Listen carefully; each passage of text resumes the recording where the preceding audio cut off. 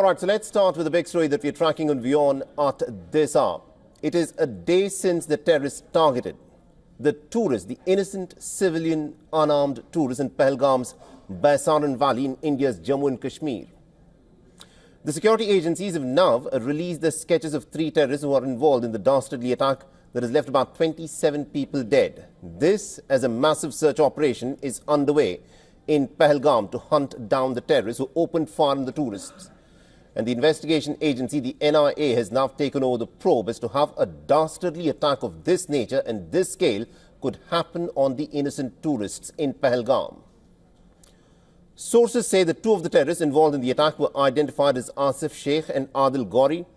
Now, Adil is said to be a Lashkar commander who had gone back to Pakistan in 2018 and had recently infiltrated into Jammu and Kashmir to give effect to this dastardly terror attack.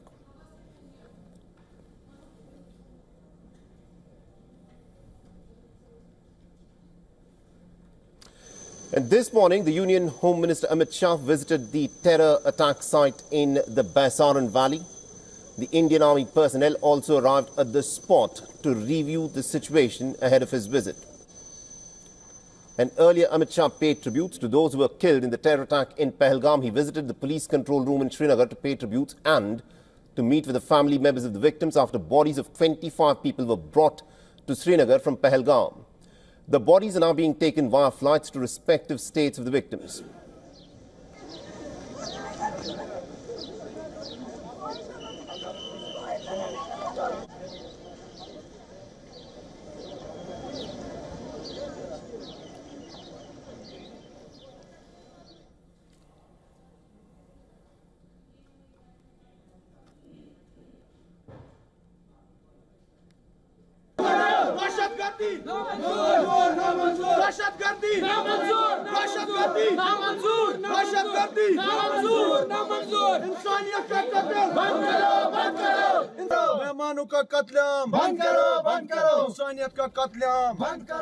In Delhi, Prime Minister Narendra Modi is expected to hold the meeting of the Cabinet Committee on Security this evening to review the situation in Jammu and Kashmir after he returned back to India, cutting short his 2-day state visit to Saudi Arabia. Upon his arrival, the Indian Prime Minister was briefed by the National Security Advisor Ajit Doval on the Pahalgam terror attack.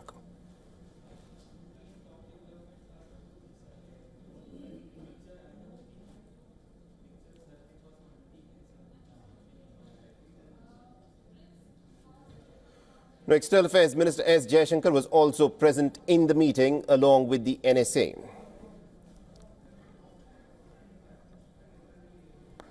हम आ रहे हैं, आप tension कोई बात नहीं, हम हैं हम आ रहे हैं, आप टेंशन मत लो मैडम, हम आ रहे हैं। मैंने खुदाया कहाँ पे आपका बेटा, कहाँ पे है?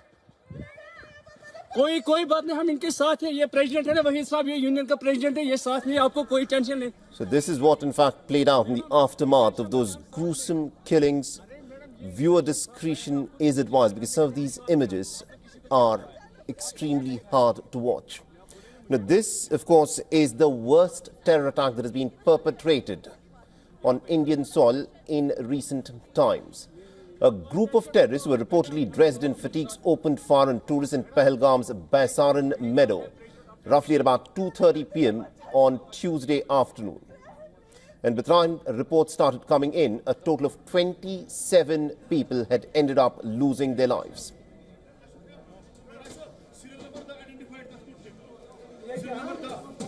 Now, gunshots were in fact heard, with witnesses saying that the terrorists walked out of the woods and then started firing indiscriminately. Now, visuals from the site of the attack also show bodies lying motionless on the ground and women pleading for help.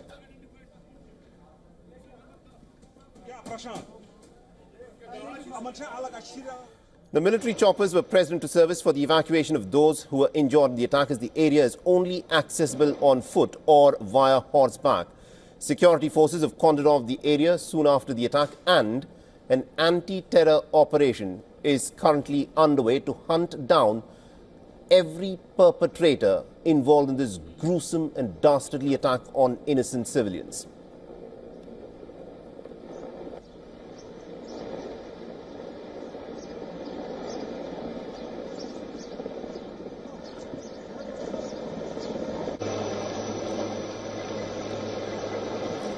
Now, an officer from the Navy and another from the Intelligence Bureau were also killed in the attack, while 2 foreign tourists and 1 local resident of Anantnag in Kashmir reportedly were also gunned down by the terrorists.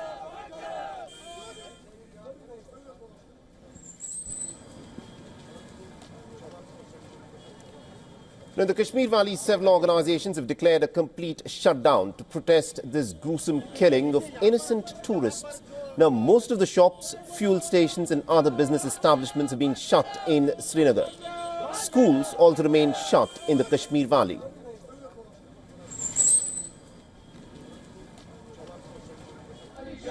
Stop innocent killing us. Stop innocent killing us. Stop innocent killing us. Stop justice. Why what? Justice. Why what? Justice. Why what? Justice. The several parts of Jammu region has also observed a complete shutdown to protest against this gruesome terror attack in Pahalgam. Besides Jammu city, shutdown was observed in places such as Riyasi, Udhampur, Katra, Kathua and Samba as well. Stop innocent killing us.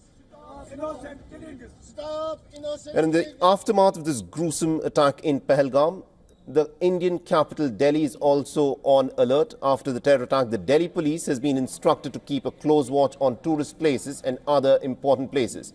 Security has been heightened at the religious sites in Uttar Pradesh as well.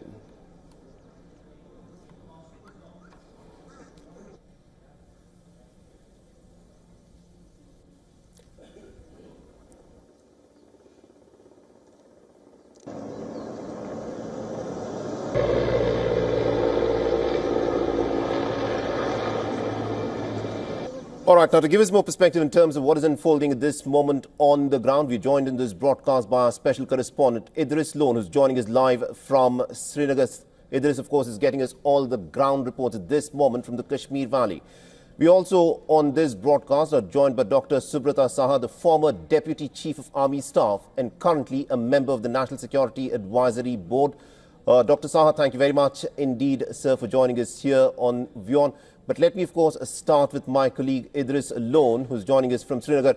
Idris, give us a sense of what is unfolding at the moment. Have we been able to identify, have the security agencies been telling us about the number of terrorists who are involved in perpetrating this dastardly attack on the tourists?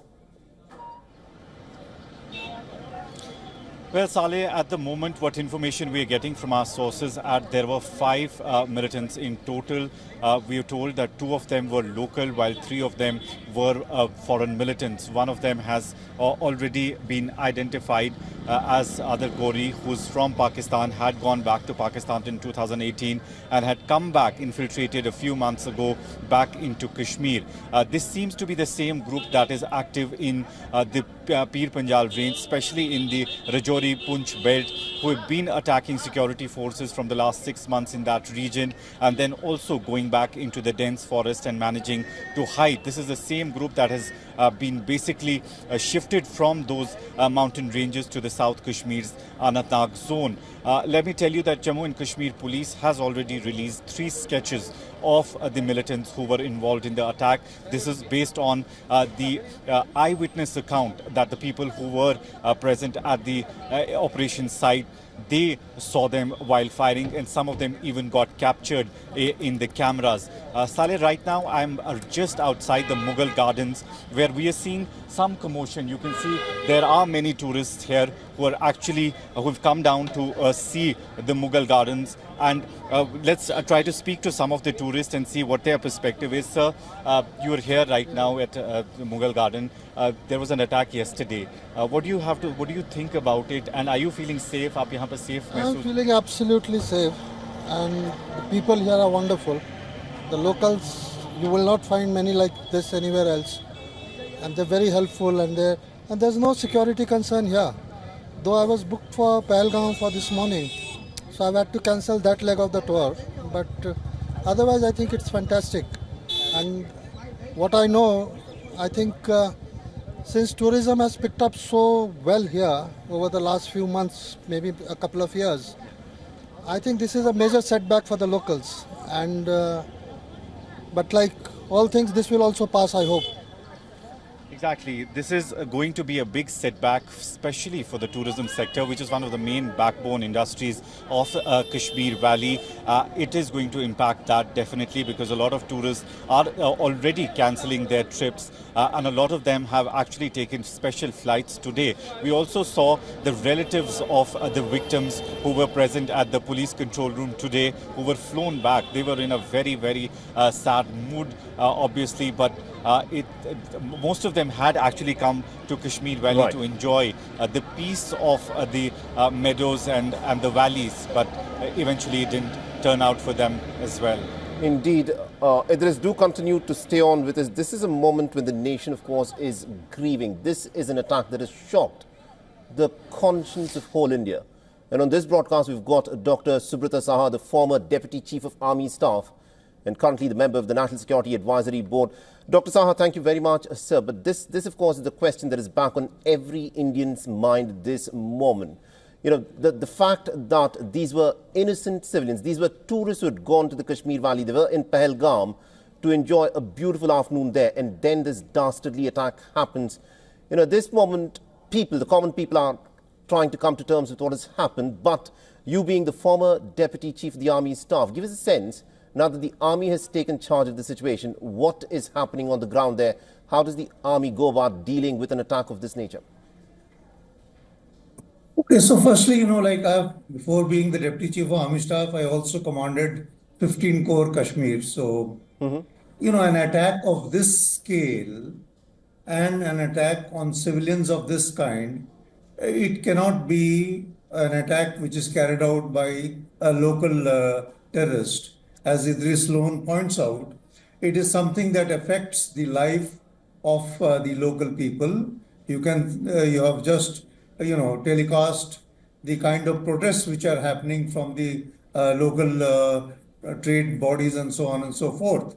So therefore, this is quite evidently being, kind of sponsored and being pushed by their sponsors, that is from Pakistan, on the other side of the border. So therefore, this is something which is happening as part of a larger game plan of Pakistan. And very recently we heard a very, charged up speech by the Chief of Pakistan Army General Aslam Munir, who is pretty much emboldened by what is happening in Bangladesh, and perhaps the timing of could also be linked to Tavur Rana's release. You know, many things put together, and and the kind of beating that the Pakistan army is taking within the overall the state of whether it is economics or politics in Pakistan. So all these things put together, we are seeing whatever is happening. But what is more worrisome? I mean, it is what has happened against so many innocent civilians, 27 innocent civilians dying in this manner, in a most vulnerable state, literally in an open meadow surrounded by high mountains, covered by thick forests all around, helpless literally, an area which is accessible only on foot or on forest back or through helicopters. Right. To be caught in a situation like that, it is so horrific. And it is, reminiscent of the old, if you recollect, that Al-Faran, when they had abducted those foreign terrorists way back in 1995. It's near about the same area. And so, but then what is worrisome is the larger, events that are unfolding, and a new avenue which Pakistan seems to be trying to open up, through this Rajouri on the one side and from the Kishtwar on the other side, reaching towards Kishtwar, because on the one side is this Pahalgam area, and if you go up north into the east, into the western Ladakh area, so that is, I think, something that is worrisome. And as security forces, we need to, be very, very, firm in dealing with a situation of this kind from a strategic point of view, and the fact that an incident of this nature cannot be left, unchecked. Absolutely. At this moment, Yes, the unanswered, nation absolutely. is trying to come to terms with the scale of this gruesome attack. But of course, the army will look at it in a very strategic manner. There's been a ceasefire between India and Pakistan that came into effect in February 2021. Do you think this dastardly terror attack that has been perpetrated from across the border in Pakistan will now make India review the ceasefire agreement that was struck with Pakistan in February 2021? Well, we have seen, in the recent past that there has been a response. Post Uri, the launch pads were the retaliation went across to the launch pads.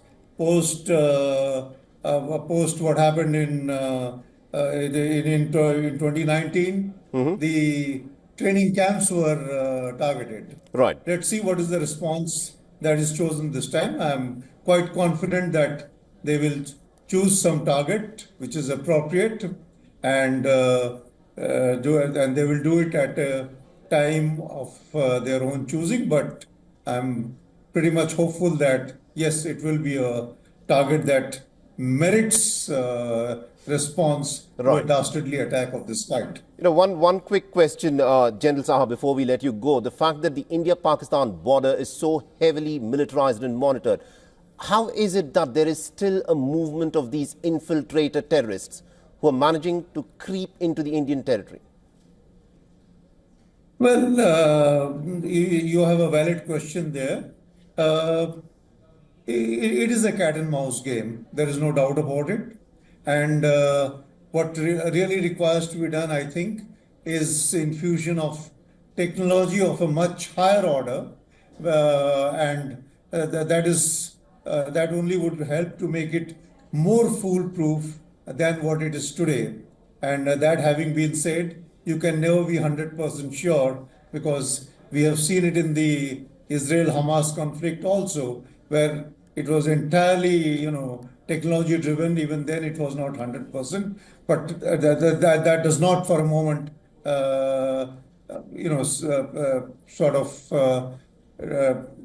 undermine the requirement of infusing better Right. technologies to make sure that the infiltration possibilities are reduced much, much more than what it is today. Indeed. And another point which I would like to bring out, Very even quick. as we emphasize technology, Kashmir is different in the sense that you cannot afford to be losing touch with the ground. Human intelligence will continue to have its relevance and importance in the context of Kashmir for a long, long time. So I think that connect with the ground is very, very important. I think that's a very important point that you've made there. Thank you very much indeed, General Saha, for joining us with that perspective there.